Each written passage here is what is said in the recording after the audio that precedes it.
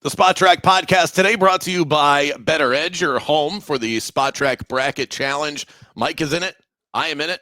Better Edge offers brackets, contests, competitions all the time, and this is a great time of year to get involved. Better Edge doesn't work like your traditional sports book. This is a premier social betting marketplace. You can set your own prices, bet with your friends, and avoid the hold that sports books bake into all of their lines. It's the smart financial thing to do, and if you're thinking finances, you have come to the right place here on the Spotrac Podcast. Sign up for the first time, get $20 on the house. Just use the promo code SPOTTRACK at sign up. That's betteredge.com or on the mobile app. I'm your host today, Brandon Kravitz, along with the godfather of sports contract analysis. He is Mike Ginnitti. Mike, we are ready to go with our bracket challenge. This is this week's Better Edge competition between you and I and all of our listeners and followers as well. Who do you have running to the end as your champion in the NCAA tournament? You know, I went on your show and I pumped my chest. The absolute X Factor wild card bracket. And then I went and picked Duke because the more I've watched them a bunch. I've watched a bunch of these teams. I know that Alabama can score like crazy and Florida absolutely might have the most balanced team, but Duke has the best two offensive players and the best defense in the country. How am I not picking that? You know what I mean? Like that's like picking against the Eagles right now in the NFL. I'm not doing that. So I went and picked pretty chalky. I took High Point a couple rounds because they can score. You know, they can get hot here for a couple rounds. I didn't fall too much into the traps with some of those 12-5s. It feels like everybody's picking a 12. 3 to 4 12s here. Yeah. But I've got some fun little side roads along the way. I've got Michigan State going with them, by the way. I know that's not a sexy pick. I know this Big Ten stuff is softened a little bit, especially as it's expanded out to the West. But teams like Oregon, they're damn good. And if Michigan State is kind of holding the candle right now in this division that is so big and wide, I'm going to take that team over an SEC team right now. And I know that's probably unpopular with a lot of people in your neck of the woods, but I'm gonna run with Izzo one last time and see where it gets me. Well, I don't blame you. I have Michigan State going to the Final Four as well, but that is something I'm kind of kicking myself on, and I'm already in set it and forget it mode, so I will not tinker with my bracket any more than I already have, but not choosing more SEC teams to go far in this tournament is probably going to be the thing that comes back to bite all of us. The non-conference record for SEC teams this year was outstanding. I mean, they did not lose very much. I actually pulled the numbers earlier. They were 185-23 straight up against every other conference this year. So this is probably where we're all screwing up. This isn't a math or numbers show. We don't need that stuff here. We just quickly pick the names we like and go from there. Well done. I'm still trying to get my 5-year-old son to fill out a bracket, by the way. So I've seen all of these videos over the years. I'm like, when my kid is old enough to choose between an antelope and a bulldog, I'm going to have him do that. Now we're kind of at that point. A lot cuter online than it is in real life, Mike. Getting a 5-year-old to sit and fill out a 68-team bracket, we had to take a break at the Sweet 16. I lost him. Completely lost him. I tried to get ChatGPT to do my bracket for me to start, and it did not go well. I'm not going to lie to you. It did not go well. They didn't do well, or they made it too complicated? It found some advice for me and gave me a few potential upsets, but it would not essentially fill out the bracket. And I have a feeling the gambling sites are behind this. Yes, for sure. I have done similar things on ChatGPT, and they're pretty vague with that. So it's a win for humans. Would it be the worst idea? I kind of wish that we had done this a couple of days ago, but I just thought of this today. So probably behind the 8 ball, but doing some sort of NIL valuations for teams and top players and filling out a bracket solely based on dollars and saying, if you spend more, we take you further, and doing a Spotrac bracket that is almost in some ways AI generated. Would it be the worst idea to just simply go to on3.com, look at the valuations and say, I'll take the teams that spend the most money on their players? I mean, that is how we got to the football championship, correct? I mean, essentially, Ohio State bought the $20 million championship this year. So all of us picking Duke are essentially saying the same thing, aren't we? I have a feeling at least these two kids, these two scorers, are in the top 25 in terms of nil this year. Certainly Cooper Flagg leading the way with almost 5 million in terms of estimated valuation. So yeah, look, there's a lot of smart people probably going this route. I'm looking quickly that Braden Smith from Purdue is the number 2. I wouldn't recommend picking Purdue to go too far in this tournament just after doing some light research, but it's a pretty interesting concept. And certainly with football, Brandon, until otherwise noted, that is how I'm gonna put my money down. I mean, why wouldn't you, right? I mean, and by the way, this isn't new, right? I mean, there's a reason we picked Calipari's teams for a lot of years when nil was not legal. You know, I'm air quoting again here. You were buying teams back in the day. LSU was buying teams for a long time, and we just kind of knew how the cookie crumbled. So yeah, this is probably what we should be doing before the season starts is allocating what kind of resources have gone into the starting 5 or the starting 7 players on these rosters, and understand that, you know, if the money talks, and we'll see what happens over the next couple of weeks here, but it's probably not the worst idea with all of these college sports because it's rogue. You know what I mean? Like, we can do our own research here, and it's going to be as good as any professional research because we're all starting from ground zero here on this thing. And I think the cool thing that we're seeing with college basketball, and I'm curious to see how this plays out this year in the NCAA tournament, because this stuff, while it is still rogue, it's more trackable now than it has ever been in the past. And we are seeing smaller schools that are competing for stars in a way that I don't think we're seeing as much in college football. And just going down the list on 3 and then reading some other stories about potential underdog upsets, those double-digit seeds, Colorado State is paying up for an NBA guy. Creighton, Marquette, VCU. One of the reasons VCU is a popular pick, they have a returning player who Villanova was going to throw the bag at, and he wound up going back to VCU because they matched, and he liked it there. That's VCU. Like, the VCUs of the world are not paying college football players in the same way that I like the fact that we're still seeing these mid-majors out there that are paying up to get stars and keep stars on their roster. Yeah, what we need to do is, assuming most of these kids aren't one and dones, and there'll be a bunch of them, obviously, but the VCU example might be a good one, right? Like let's see what his landing spot is over the next week or so, but then let's also follow his transfer portal, because that's what's next, right? It's I'm going to max out my freshman year from a financial standpoint, and now he's got a platform to do it, obviously, in the tournament. And now where does he land next? Because that's the team we should be eyeing up, is this high-paid kid who's made his money, kid who got a little bit of a tournament run, but now joins Calipari in Arkansas next year as the number 4 player on that roster, and start to do the math for 2026. That's what I mean by this, is we can track the breadcrumbs starting now for next preseason as well.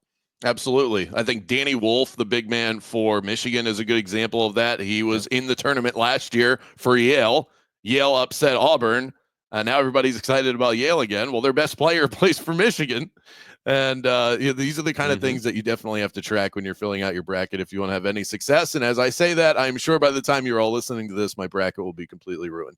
By the way, Brandon, transfer portal opens in like an hour or something, right? How next dumb week. Is that, by the way? I hate it. It's the same conversation we had in football. I hate it. We've got Will Wade already agreeing to coach NC State before the tournament even starts. He had to sit down with his McNeese State players yesterday and admit this out loud. Sorry, guys, this is happening. Let's go out there and win games. It's just brutal. This timing is brutal, and I feel terrible for these organizations.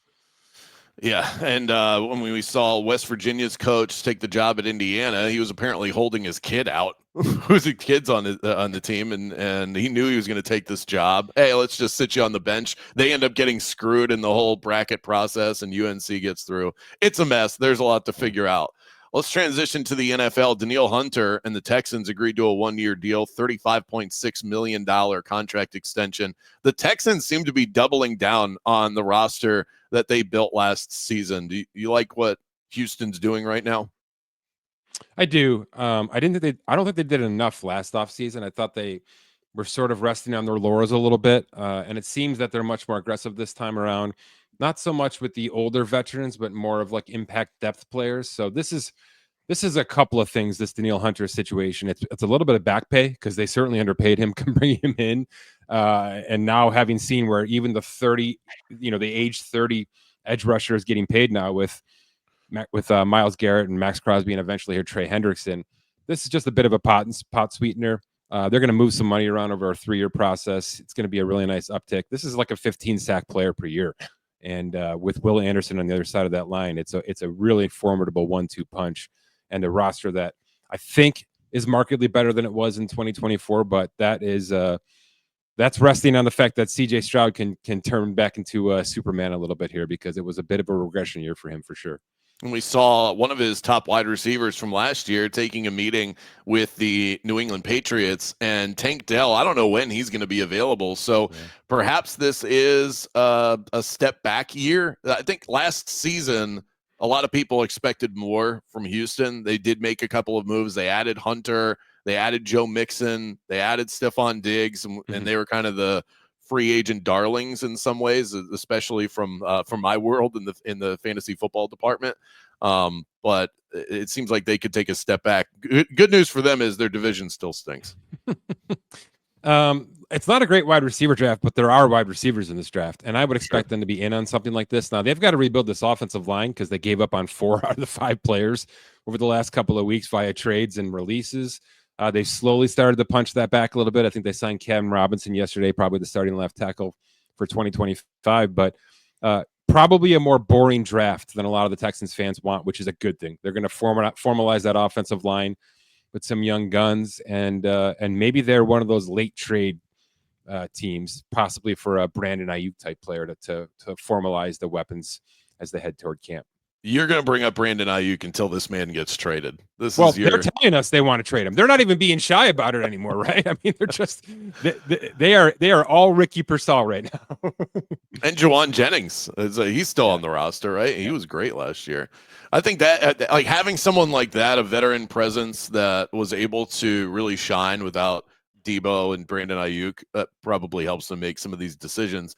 The Cincinnati Bengals continued their spending spree, and rumor has it Joe Burrow was putting the pressure on management to get this one done for both players, both Jamar Chase and T. Higgins. I don't know how much pushing he had to do for the Jamar Chase side because he is one of the top 2 wide receivers in the NFL. How much of you believes that he used his leverage, and what kind of leverage would he have other than being their franchise quarterback, because he recently signed a big deal with them?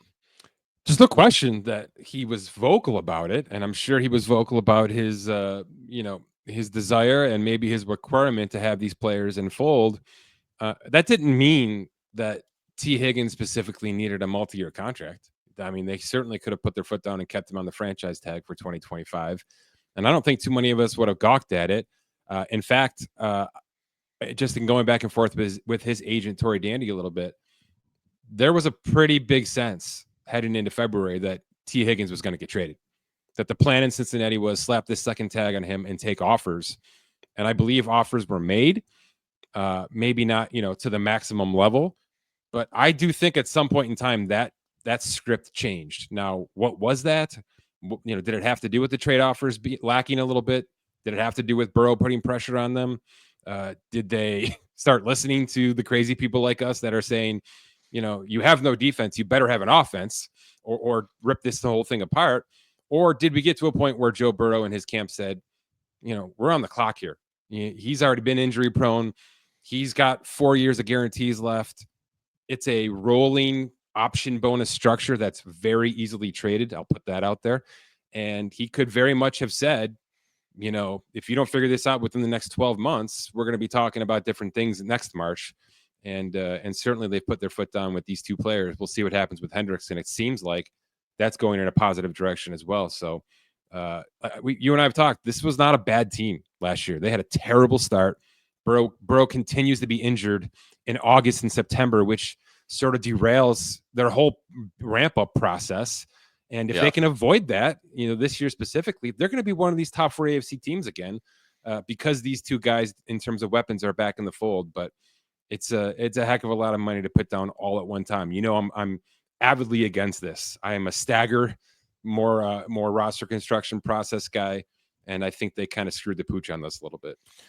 They just didn't leave themselves a lot of room to help in terms of what this team needs to improve at defensively. But you're right. I think when you frame it like that, it's a little more palatable to think that they just doubled down on offense, because that is something that is working for them. Slow starts, bad kicking. McPherson just fell off a cliff. So they dealt with that last year. And they were one of those teams, like a lot of teams in the NFL, who live on those small margins, and they were losing those small margins. Did they leave themselves any room to patchwork this defense outside of just kind of crossing your fingers, doing what the Seattle Seahawks did a couple of years ago, where you absolutely nail 2 defensive picks in the draft? Do they need that, or can they put this thing together in a different way? It's pretty obvious that's the route they're going, because it's March 20th and free agency's been done for, 7 days already here, even though we're only literally a week into this league year. You still get those stragglers, though. I don't know if there's somebody out there you've identified. Yeah, but I don't think that Cincinnati defense, can be fixed by stragglers at this point in time. I think they need a couple of absolute studs to, maybe in the middle of this thing. And they have made some signings. From a cap perspective, they're going to be fine. I mean, obviously, we don't have the structures yet on this Chase and Higgins contract, so their $20 to $26 million cap hits are going to be reduced greatly. They're going to have plenty of ample space here, but it's pretty clear by the timing of all this that they weren't going to make impact free agent signings on the defensive side of the ball. That just wasn't their plan. So it's all about the draft. To that degree, maybe they're looking to trade Hendrickson for that first-round pick still, because that would be the right way to really restart this process from a defensive side of the ball and pick a stud in the middle of that first round and have 2 first-round picks. But we'll see where that ends up as well.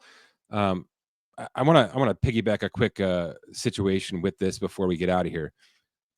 There's a lot of pushback, and I think Florio's doing a lot of it, and he does this every year, and to some degree, I agree with it. The Derek Stingley Jr. contract that got signed in Houston, which is 3 for $90, high guarantees.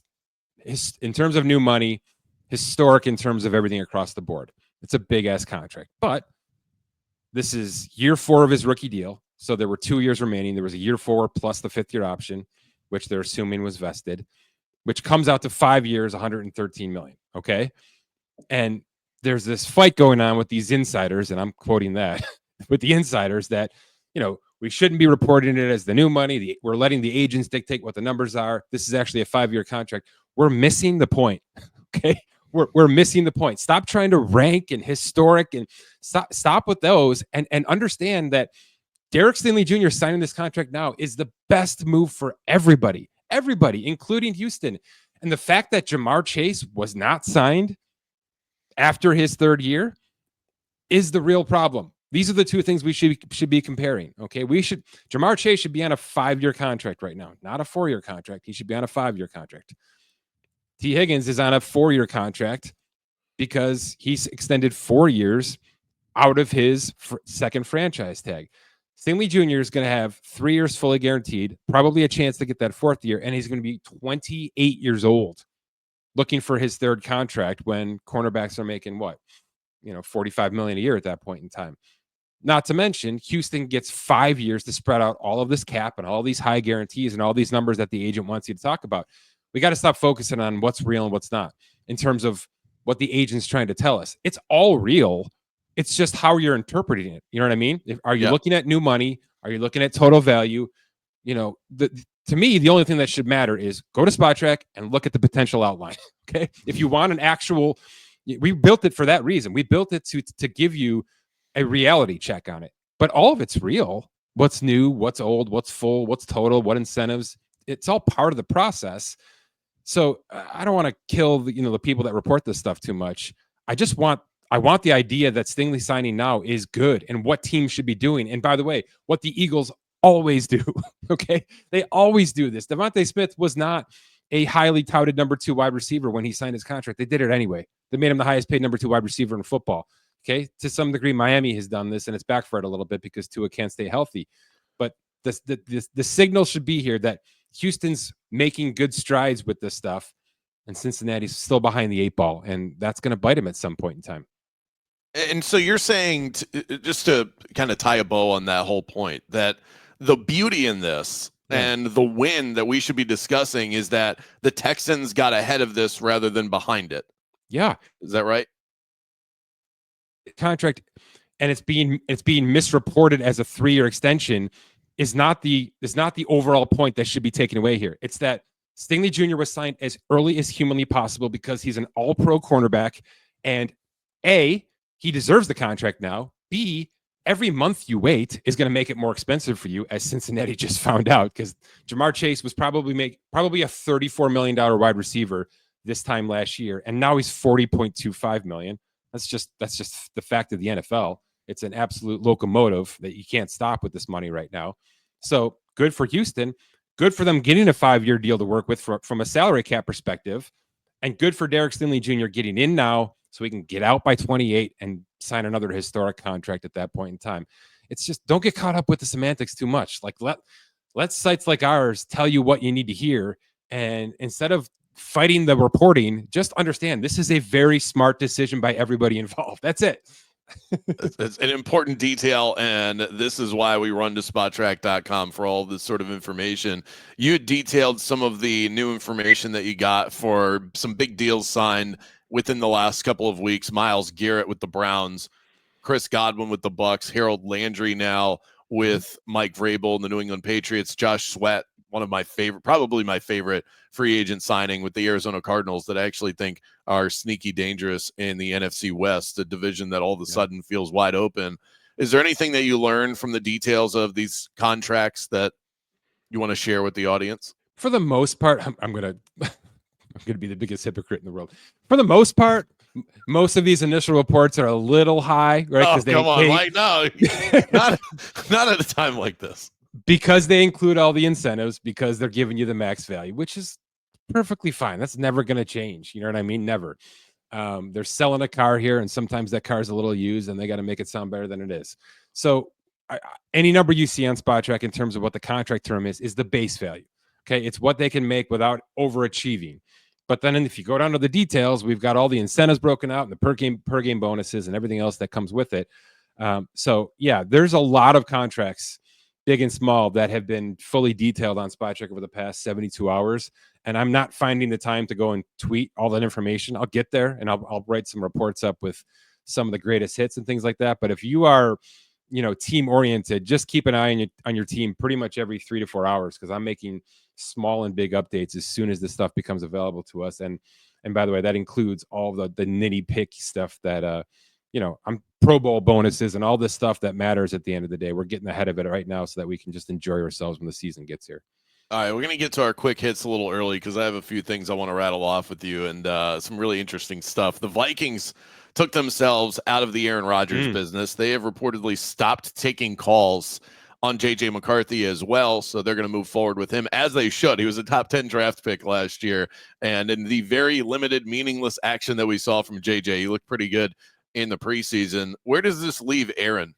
Giants, Steelers, retirement? It feels like those are the 3 realistic options at this point.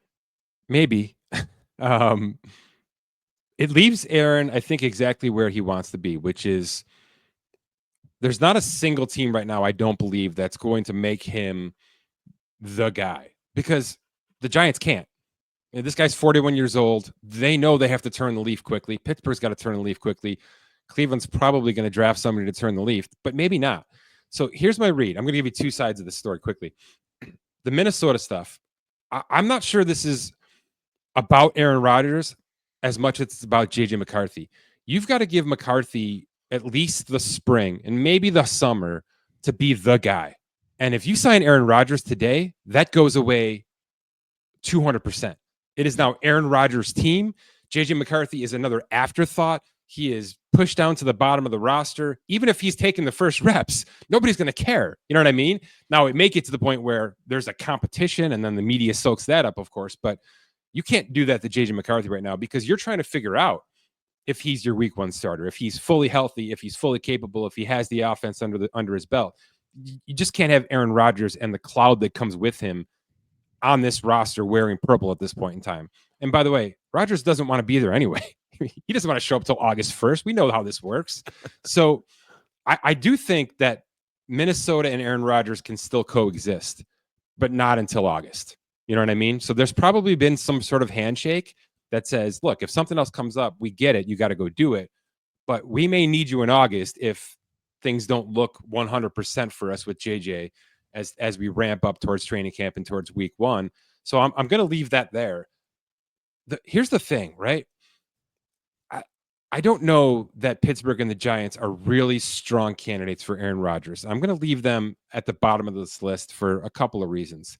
Arthur Smith and that passing, the run first offense that he wants to run in Pittsburgh, and the Giants just feel like they want something a little bit more mobile in terms of how they want to operate their offense, and that's certainly not Aaron Rodgers. The Browns are fascinating to me, really fascinating, because they have a chance to either completely screw up this draft or be really, really smart with how they handle the next couple of weeks. If they go after these stragglers in free agency, which they've started to do a little bit, especially after they signed Myles Garrett and sort of formalize their foot in the sand moment that they are not giving up on this team just because Deshaun Watson is an albatross. But if their pick at number 2 is Travis Hunter, for instance, and if they add J.K. Dobbins and bring back Nick Chubb and some of these other stragglers that do make a little bit of a sense with a decent offensive line, and they bring in one of these top tier tight ends in the draft to go with Njoku, and things start to look a little bit like, they could sniff a wild card.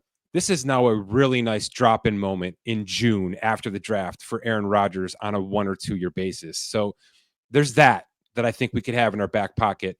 But I'd put Cleveland and Minnesota still as dark horse, decent locations for Aaron Rodgers. Here's my question back to you. Do you think retirement is the odds-on favorite right now? Yeah, I do. Okay.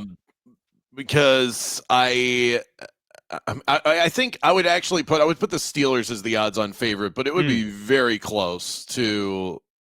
It would be Steelers retirement. Because I agree with you. I think the Giants are in a world where they'd like to go a little bit more young at the position and really rip the Band-Aid off rather than try and, patch this thing together for the next couple of years. The Browns are interesting. I don't know why I continue to write them off as an option, partially because of their draft stock or their draft status right now sitting at number 2. Yeah. I think that they would be most likely to just park there and take a quarterback. But if they do take one of these talented defensive players, then you have to do something because Watson obviously isn't the answer for numerous reasons. Pittsburgh feels like the kind of organization that Rodgers would look at and say, respectable, well-run. Yeah. I can listen to Mike Tomlin, and I think Mike Tomlin would be confident enough in his own ability to control the locker room that he wouldn't let the Rodgers thing completely envelop the Pittsburgh Steelers. So I could see that working out. But if they're not interested, I think you're just going to run out of options. And I also wonder how much Aaron Rodgers still wants to be the guy that runs the show, because you're not going to do that in Pittsburgh. It's wild that Russ and Pittsburgh just haven't figured something out. You know what I mean? There's clearly a disconnect there. But to me, that still does seem like the best marriage, to just run that back for one more year. I don't know why you try to change course knowing that this is all temporary. Everything we're saying here is completely temporary. You know what I mean? Like, there's no long-term answer here. And I don't think Pittsburgh's going to find their long-term answer this May either. But with Cleveland specifically, I just think that there's enough juice there. There's enough false hope, maybe irrational confidence, that just fits the Aaron Rodgers mold so perfectly right now, right? I don't think a lot of us believe he's a winning quarterback anymore, but none of us really believe Cleveland's a winning team either. So that match made in heaven makes a lot of sense. And one thing on the Giants, I don't mean to be pushing them out because they've been clearly talking to all of these people. It just feels like we are 2 weeks away from that Adam Schefter bomb that they have given up the farm to go up to number 1. Doesn't it feel like it's coming? That they're the Cam Ward team, that they are kind of preserving their offseason a little bit here to make sure that they can make that aggressive move and then start to fill in some pieces around it quickly. So I just have them earmarked for that big number 1 move. I mean, your division just says so much about the You kind have of to. moves that you're going to make. Yeah. And Philadelphia is a juggernaut, and the Washington Commanders just did what we're thinking the Giants might do. Hey, let's just go get a quarterback and see if we can fix this thing on the fly. And just to finish on that, you've got a lame dunk GM and a lame dunk coaching staff in New York. Everybody knows it. They know it. It's not even quiet, right? It's happening out loud. Aaron Rodgers, right? Russell Wilson, Jameis Winston. No, It's a waste of a year. If you convince your ownership that giving up the farm to go to number 1 to get Cam Ward is a susceptible move, is a good move, I should say, you've now bought yourself, I think, 3 years as a front office and maybe as a coaching staff, right? Because now you can hang your hat on this kid who needs to develop a little bit, right? You've probably taken yourself off the hot seat by making this crazy aggressive move. And if that doesn't work, of course, you're done, because you've already gone through this with Daniel Jones. But if that doesn't work, you're completely done. And it's certainly back to square one for the Giants organization as a whole. So I'm hanging my hat on that for a lot of reasons, but that to me makes the most sense. Yeah, and they already have a legit number 1 receiver in Malik Nabers. Loves what he was able to put together last year. So the Celtics have been sold for a valuation. They've been excuse me. The report is from Shams. Bill Chisholm, managing partner of Symphony Technology Group, has agreed to purchase the Boston Celtics from the Grusbeck family for a valuation of, you're going to want to sit down for this, $6.1 billion. This is the largest sale for a sports franchise in North America. That is astounding, Mike. That sets a whole new bar for sports ownership. There's no question. We kind of knew this was headed this direction. You know, the recent Sportico valuations for NBA teams, I believe, had Golden State over $9 billion. So we kind of knew this was coming. The Phoenix Suns were the last majority sale here, and I believe that was a $4 billion transaction for Matt Ishbia out there, and that's Phoenix. You know, not a small market, not a huge market, but Boston's one of the top 3 most expensive cities in the country right now, right? This is a big fish. It's a local guy. It's a Celtics guy. You know what I mean? That's a big deal, I know, to that organization as a whole and to the league. You want to make sure that you're not bringing in, too much of an outside influence here. And they're breaking records all over the place. I think the quick comparison I saw was the Commanders just sold for $6.05 billion. And I wouldn't be shocked if that was part of this driving conversation, is that the NFL is what everybody is trying to keep up with here. And this is the Celtics. This is the world champs. This is a huge market, a huge city. And it's going to take a little bit more than the last NFL sale to get us done. And that's what we have here. So it's a big win for the league, with ratings being in such a conversation and the season being too long and the injury stuff and, where we're headed. This is a big win, financially speaking, for the NBA. Your best guess as to what the Lakers or Cowboys would sell for right now? Those would be the two. Yeah. Well, the Yankees would be up there as well. Yeah, the Lakers, man. The Cowboys are certainly in this conversation because it's NFL. And I think the Cowboys would go for the most because it's the NFL and they're the biggest brand. The Yankees would probably be the second biggest buy. So the sale price always comes in a little bit lower than the valuation. I believe the Dallas Cowboys are at 10, right? They're at that 10 billion valuation. That would have been my guess. I think the Cowboys could be sold for 10 billion. Yeah, maybe the actual price comes in a little bit under that, but that's probably the pie in the sky barometer. So the Lakers are what, 7.5 right now, right? About 7.5 billion. They've got to be markedly more than Boston because of everything that comes with it. And the fact that Luka Doncic is now here for another 10 years, that helps. That certainly helps. But there's a lot to go into this, and this is not a number I thought we were going to get. I'll put it this way. When Phoenix went for 4, I thought for sure it was just logically that Boston was in the 5s. So to go over 6, not just approach 6, but be over 6 is a huge step forward for this league as a whole. Wow. I just looked back at what Jerry Buss bought the Lakers for. Yeah. $67 million. Yeah. They're doing all right. Yeah. Jeannie's doing okay. She's hanging in. That way, whenever you're ready to cash in, you got a big paycheck coming your way. I don't know how you and I haven't talked about this yet. You were on my show earlier this week. We've had 30 plus minutes here. Major League Baseball was on at 6 a.m. the last couple of days. You love That it, is right? something. Oh my God. I cannot believe, Mike, I used to complain about this, and I really have judged myself for the last couple of days.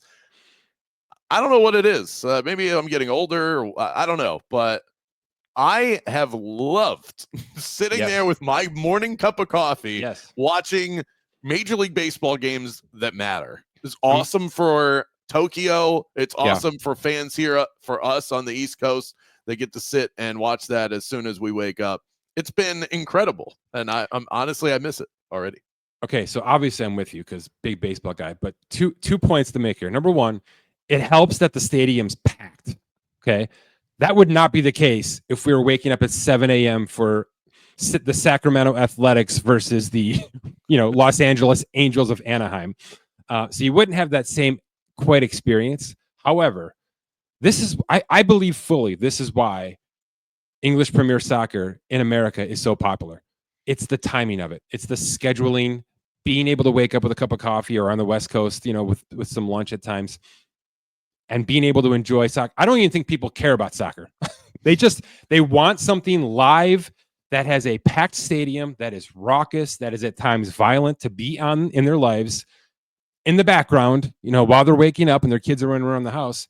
It's just a vibe. You know what I mean? It is just a vibe. Completely. And I think people that don't give a rat's behind about baseball just wanted to have something on that wasn't, local news or national news or something else that they're competing with.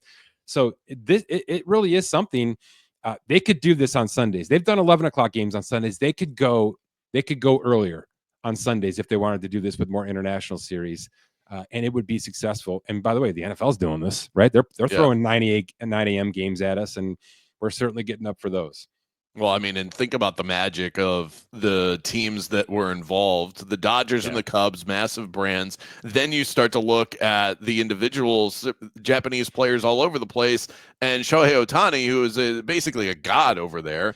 So Imanaga and Roki Sasaki. Yamamoto, yep. I mean, come on. It was, by the way, how do you think the merch stand did over there in Tokyo? My God, the Sasaki jerseys alone had to be flying, absolutely flying when he went 100 to start that outing. Oh, my God. By the way, Ohtani, not a home run. I don't know what we're doing here. Okay, we all have high definition and replay, and we're all gambling here. That was not a home run. I don't know what we're doing. Game one, you screw this up? What's going on? Give me some replay review. Where you at? This episode has been presented by Better Edge. Sign up, try it out, bet with your friends, bet with us, and we got a bracket challenge going on right now. Use the promo code Spotrac at sign up at betteredge.com or on the app. $20 at sign up, and do us a favor, subscribe and rate the pod that you're enjoying right now. Make sure you go visit spotrac.com for all the latest in the sports contractual world. Best of luck to your bracket. May it stay intact for at least a couple of days. See you, Mike.